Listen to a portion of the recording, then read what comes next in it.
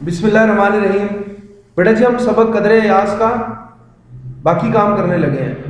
تو سوال نمبر 3 واحد کے جمع اور جمع کے واحد لکھیے۔ تو واحد یہ ہے بیٹا جی، جمع یہ، پھر واحد یہ اور جمع یہ۔ تو واحد پہلا ہے دیہ، تو اس کی جمع کیا ہوگی؟ دیہات۔ دوسرا ہے شکایت، تو جمع ہوگی شکایات۔ ارشاد جمع ارشادات۔ قصہ جمع قصص۔ حادثہ جمع حادثات۔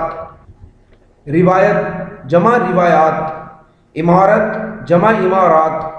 امتیاز جمع امتیازات۔ مشاہدہ جمع مشاہدات۔ سوال نمبر 9 درج الفاظ کے معنی لکھیے اور ان جملوں میں استعمال کریں۔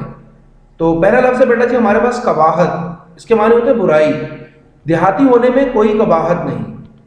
امتیاز اس کے معنی ہوتے ہیں فرق، یعنی کسی کو اسپیشل کر دینا۔ مجھے کرنیلوں میں وہ امتیاز حاصل نہ تھا جو میرے بنگلے کو بنگلوں میں تھا۔ آگے بیٹا جی لفظ ہے ہمارے پاس نوعیت، تو اس کے معنی ہوتے ہیں قسم۔ تو دہشت گردی حساس نوعیت کا مسئلہ ہے، حساس ہوتا ہے سینسیٹیو۔ اگلا لفظ ہے بیٹا جی تلافی، اس کے معنی ہوتے ہیں نقصان پورا کرنا۔ میں اپنی غلطی کی تلافی کے لیے آپ سے معافی چاہتا ہوں یا معافی مانگتا ہوں۔ مبہوت اس کے معنی ہوتے ہیں حیران، ہکا بکا۔ سلیم مبہوت کھڑا اپنے والد کو دیکھ رہا تھا۔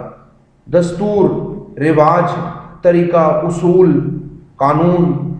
تو کمزور کا ساتھ دینا ہمارا دستور ہے۔ سوال نمبر 11 کالم الف کے الفاظ کو کالم بے میں دیے گئے متضاد لفظ سے ملائیے۔ متضاد بیٹا ہوتا ہے الٹ۔ تو پہلا لفظ بیٹا جی ہمارے پاس طول، تو طول کو ہم کس سے ملائیں گے؟ عرض۔ طول کا مطلب ہوتا ہے لمبائی اور عرض کا مطلب ہوتا ہے چوڑائی۔ داخل، داخل بیٹا خارج۔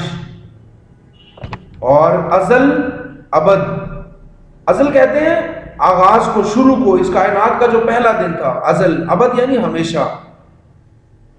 اس کے بعد اگلا لفظ ہمارے پاس رنج، تو رنج کا مطلب ہوتا ہے مصیبت، دکھ، درد، تو اس کو ہم کس سے ملائیں گے؟ مسرت یعنی خوشی۔ اور خفیف، خفیف کا مطلب ہوتا ہے ہلکا، معمولی نوعیت کا، تو اس کو ملا دیں گے شدید کے ساتھ۔ اور چمن یعنی باغ، بڑی کوئی خوشگوار جگہ، تو اس کا الٹ ہوتا ہے بیٹا جی یہ ویرانہ، یعنی جہاں کچھ بھی نہ ہو، جہاں پہ ویرانی ہو۔ تو بیٹا آج کا ہمارا کام یہی تھا۔ اللہ حافظ۔